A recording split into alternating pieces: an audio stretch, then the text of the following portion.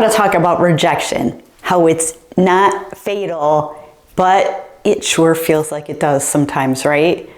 Let me take you back to about 8 years ago. I was interviewing for a position that I really, really wanted. It was the perfect fit for me, or so I thought. It had a great salary, and it was remote, which was a big plus at that time, especially because it was before COVID and all the lockdowns when remote became very common.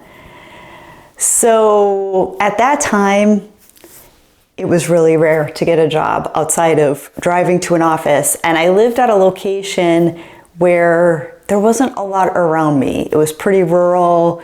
There weren't big positions or big companies here that were in like the med tech space, which I work. So I went through 5+ interviews with this company, and I traveled back and forth to their corporate office, and I was there in their corporate office for the final interview. I was ready. I was the top contender, as I was told. My pitch was fire. My outfit, totally on point. The role, clearly mine, except it wasn't. I didn't even get a call back. I spent the next few weeks sulking, replaying the scene in my head, just almost like if you were going through a bad breakup with a girlfriend or a boyfriend. I kept thinking of everything. Was it my voice? Was it my tone? Was I overenthusiastic? Was it, the way I pitched, even though I thought the pitch was great and I thought it was well received? My clothes, my shoes, the way I breathed. I took it so personally that you would think it was the only job out there, or I was totally desperate, right? It was crazy. But here's the kicker. It wasn't about me at all. It was about the company dynamics, experience levels, and maybe even leadership's vision. And yet, I turned it into a referendum on my personal worth, which sounds crazy. But does this sound familiar to you? Have you ever been in a situation where, and maybe it's because I wanted it so bad that it made me feel that way, but have you ever been in that situation where you wanted something so bad, or you were so sure it was going to happen, that you got totally crushed when it didn't? So the truth bomb here is rejection hurts. Yeah, literally it does.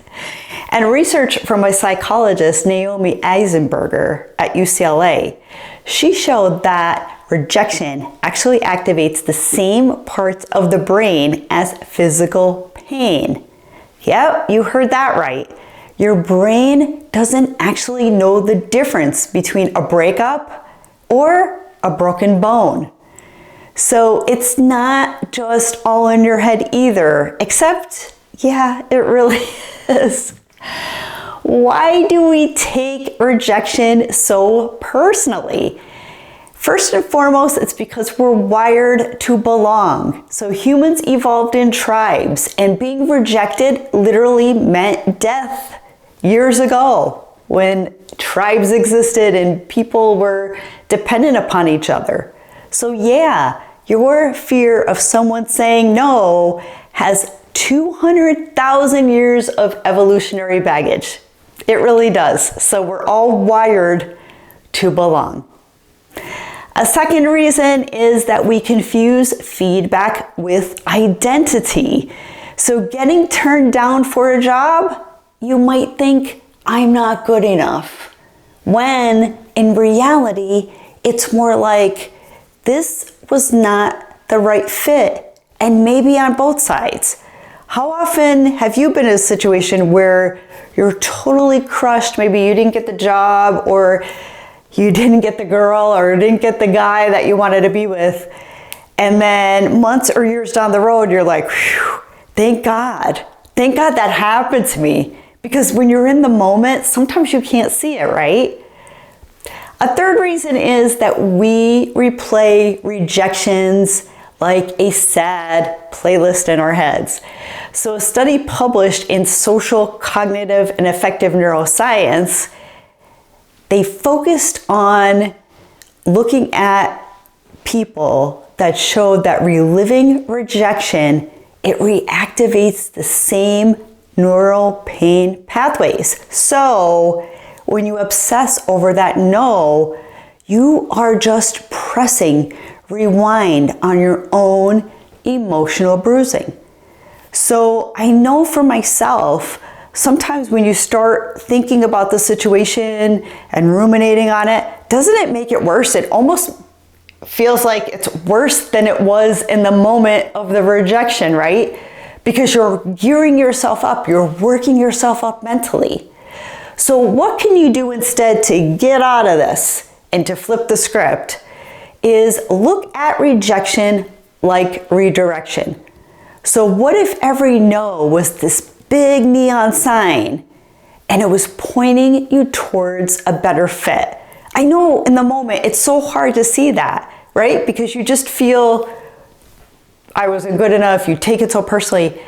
But what if mentally taking it in and just trying to redirect it towards maybe this wasn't the fit and I'm just too close to it, but there's a better one coming.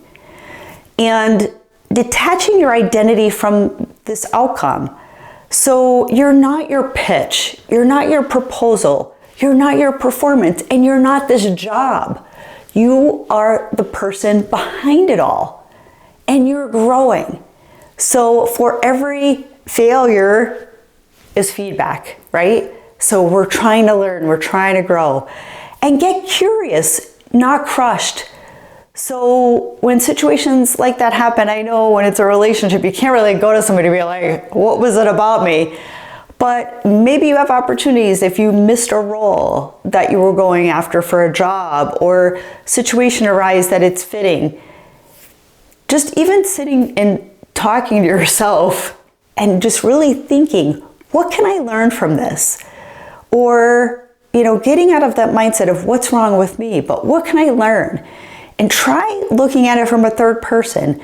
Like, take yourself out of it. Almost like if you had a friend that was going through this, what kind of advice would you give to them?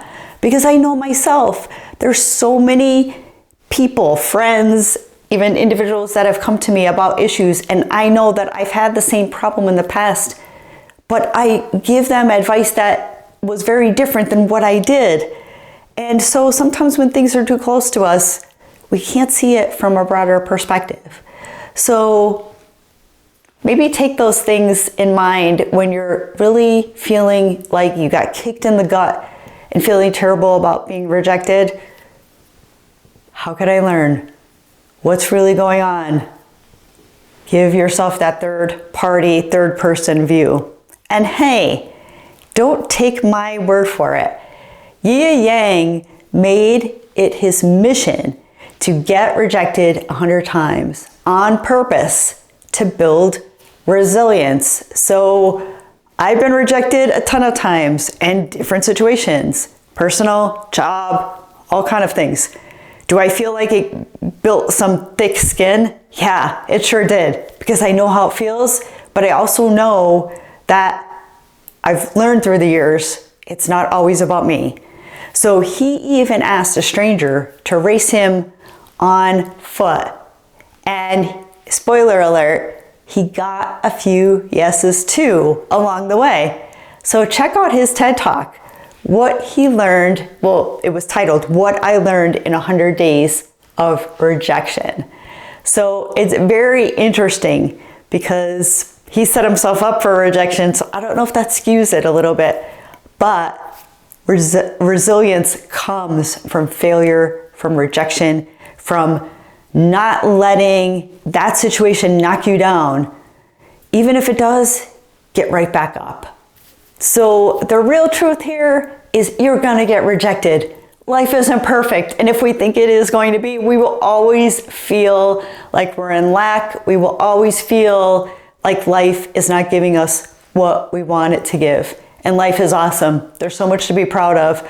So whether it's dating, jobs, publishers, that one friend who still hasn't texted you back, or the love of your life that you're dreaming of being with, you will face rejection. But here's the twist. Rejection doesn't define you, but how you respond to it does. So the next time someone says no, you might want to try this. Smile, shrug, say, cool, what's next? Because you're not here for everyone. You're here for the right ones. So I'm rooting for you to bounce back when things get tough. Let me know in the comments if you have a hilarious or a painful rejection story. We've all been there. We all have our stories. We all have our book of life, right? So if you found this content valuable, please consider sharing. Please consider subscribing. I'm cheering you on, and we will see you on the next video.